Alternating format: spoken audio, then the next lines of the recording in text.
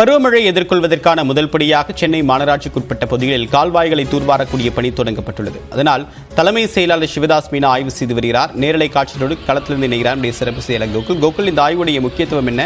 தற்போது எது போன்ற பணிகளை வேகப்படுத்தியிருக்காங்க?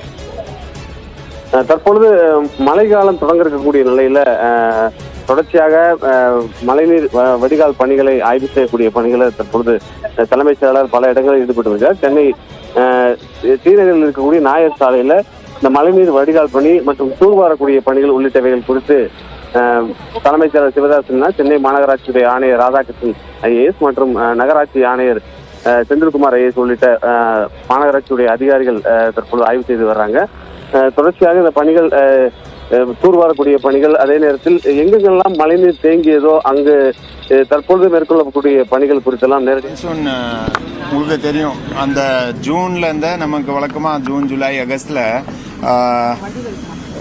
அந்த சவுத் வெஸ்ட் மான்சூன், அதாவது தென் மேற்கு பருவமழை நம்ம துவங்குது. ஸோ அதனால அந்த நேரத்திலும் அந்த திடீர்னா சில சமயத்தில் திடீர்னா ஹெவி ரெயின்ஃபால் இருக்கலாம். ஸோ அது வாட்டர் ஸ்டெக்னேஷன் அங்கெங்கே அந்த இஷ்யூஸ் எங்கேயும் இனண்டேஷன் இஷ்யூஸ் இருக்கக்கூடாது. அதுக்காக நம்ம இப்போ அந்த டீசில்ட்டிங் ஒர்க்ஸ் முன்னெச்சரிக்கையாக நம்ம சென்னை மாநகரத்தில் மற்ற சுற்றுள்ள அனைத்து அந்த நகரப்புற உள்ளாட்சி அமைப்புகளிலும் நம்ம டீசில்ட்டிங் ஒர்க் ஆரம்பிச்சிருக்கோம். ஏன்னா இதை இயற்கையான திடீர்னு மழை வந்துருச்சுன்னா ஒன்றும் இஷ்யூ இருக்கக்கூடாது. ஸோ அந்த ஆய்வு பண்ணுறோம்.